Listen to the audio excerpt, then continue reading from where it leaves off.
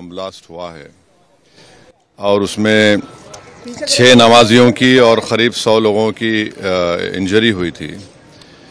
पहले मुंबई एटीएस ने, जिसको इन्वेस्टिगेट कर रहे थे हेमंत करकरे साहब, शहीद हेमंत करकरे, और उसके बाद वो इन्वेस्टिगेशन गया एनआईए के पास।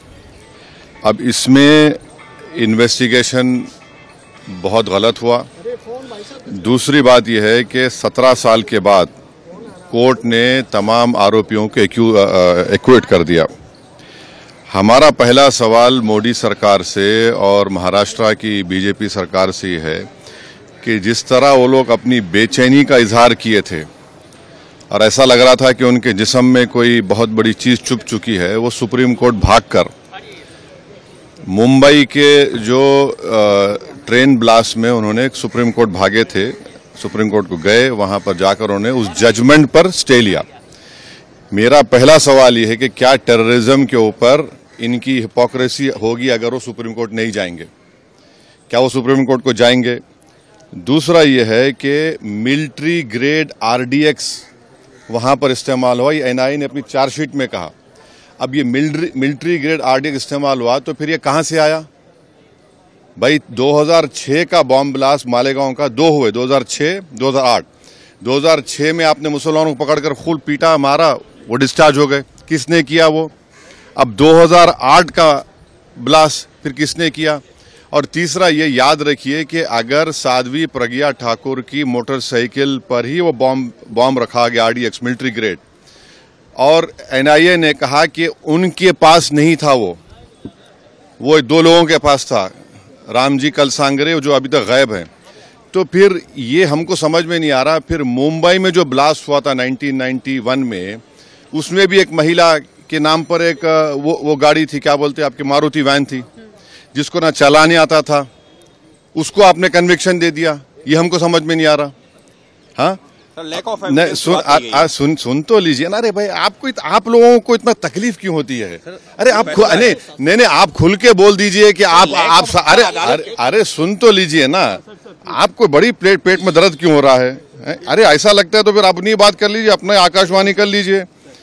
2016 में रोहिणी सालियान ने क्या कहा था? मैंने नहीं कहा कि उन पर प्रेशर डाला गया कि वो सौंप जाए उसके ऊपर। फिर 2017 में चार्जशीट में एनआईए डालती है, साध्वी प्रज्ञा ठाकुर का नाम नहीं था उसमें। तो ये सब जो चीजें हो रही है, इसका अकाउंटेबल कौन है? समझौता ब्लास्ट किसने किया नहीं मालूम, मक्का मस्जिद का ब्लास्ट किसने किया नहीं मालूम, मुंबई ट्रेन ब्लास्ट किसने किया नहीं मालूम, 2006 मालेगांव किसने किया नहीं मालूम, 2008 किसने किया नहीं मालूम।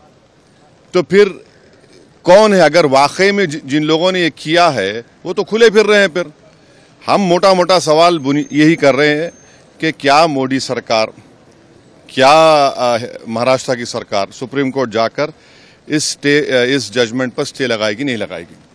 आतंकवाद से मुकाबला करने का दोहरा रवैया नहीं हो सकता।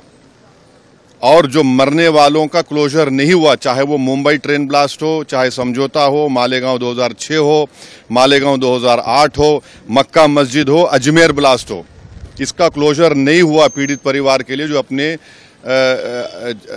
रिश्तेदारों को, अपने लव वंस को खोए हैं। सर, भगवा आतंकवाद के लिए बात कही गई थी, इस केस के लिए कहा गया था भगवा आतंकवाद। इस मामले को चाहेंगे कि महाराष्ट्र की सरकार चुनौती दे सुप्रीम कोर्ट में? एनआईए है, सेंट्रल गवर्नमेंट भी है ना। पापा जी को क्यों भूल जा रहे आप लोग? एनआईए भी तो है। एनआईए किसके अंडर काम करती है? एनआईए तो गवर्नमेंट ऑफ इंडिया के अंडर काम करती है। रोहिणी सालियान का स्टेटमेंट है, मिलिट्री ग्रेड अगर आरडीएक्स इस्तेमाल हो रहा है तो भाई साहब ये कहां से आया? ये बड़ा सवाल है। सर, भगवा देखिए छोड़िए ना, सुनिए हमारी बात को, आपको एक ही रट लगा हुआ है। नहीं, सुन लीजिए ना, सुन लीजिए, एक बात सुनिए। अच्छा, तो इसका मतलब आप हेमंत करकरे को गाली दे रहे हैं? बोलिए खुल के आप लोग, जिसने अपनी जान इस देश के लिए दे दी, बोलिए हेमंत करकरे झूठा था।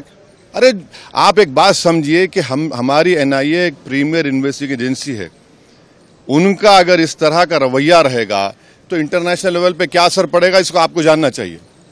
आपको जानना चाहिए in the context of Pulwama also, सब चीज आपको देखना पड़ेगा। लेकिन कल ही गृह मंत्री ने हाउस में साफ कहा है कि कोई भी हिंदू आतंकवादी। हाँ, तो आप कह रहे हैं कि वो सुनकर जजमेंट आया?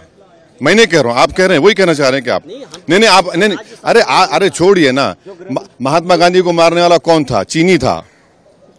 है राजीव गांधी को मारने वाला कौन था? इंदिरा गांधी को कुछ ने मारा? सब छोड़िए ना, आप लोग बहुत हम बोल सकते। ये हम आपको कह रहे हैं कि क्या भारत सरकार, मोदी सरकार, क्या महाराष्ट्र की सरकार, वो जो लोग मरे हैं, चाहे वो ट्रेन ब्लास्ट में हो, आपने चले गए सुप्रीम कोर्ट जाकर रुका दिया आपने, इनका क्या करेंगे? मालेगांव 2006 किसने किया, 2008 किसने किया? देखिए हम सच बात कर रहे थे, रहमत बरस रही है। Thank you.